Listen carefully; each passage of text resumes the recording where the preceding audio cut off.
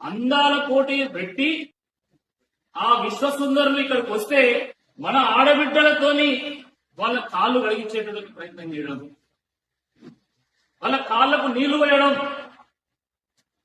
వాళ్ళ కాళ్ళను తుడిపియడం, ఇది నిజంగా ఈ రాష్ట్ర ఆడబిడ్డలకు జరిగినటువంటి అవమానమే కాదు, ఈ తెలంగాణ ఆత్మ గౌరవానికి ఒక పెద్ద దెబ్బ అని చెప్పి ఈ సందర్భంగా గుర్తు చేస్తా ఉన్నాం. ఈ దేశ ప్రతిష్టకే ఇది ముప్పు అని చెప్పి ఈ సందర్భంగా గుర్తు చేస్తా ఉన్నాం. రాణి రుద్రమాదేవి వారసులం మనం, చాకలి ఐలమ్మ వారసులం. రాణి రుద్రమాదేవి ఏలినటువంటి గడ్డ ఇది. సమ్మక్క సారలక్కలు పౌరుషాన్ని చాటినటువంటి ఈ గడ్డ మీద మన ఆడబిడ్డలతోని ఆ అందగత్తెల యొక్క కాలు కడిగిస్తారా? వాళ్ళ కాలు తుడిపిస్తారా?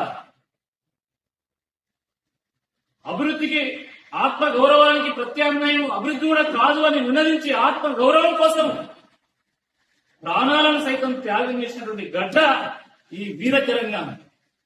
అటువంటి ఈ తెలంగాణలో బతుకమ్మను పేర్చేటువంటి చేతులతోని, గడపలకు పసుపు పూసేటువంటి చేతులతోని మీరు ఆ విదేశీ రేఖ కాలు కడిగిస్తారా? ఇది దేనికి సంకేతమని అడుగుతున్నా. స్వతంత్రం వచ్చి 75 ఏళ్లు గడిచినా, తెలంగాణ సాధించుకొని 10 ఏళ్లు గడిచినా ఇంకా బానిస మనస్తత్వం ఈ కాంగ్రెస్ వాళ్ళకు పోవడం లేదు.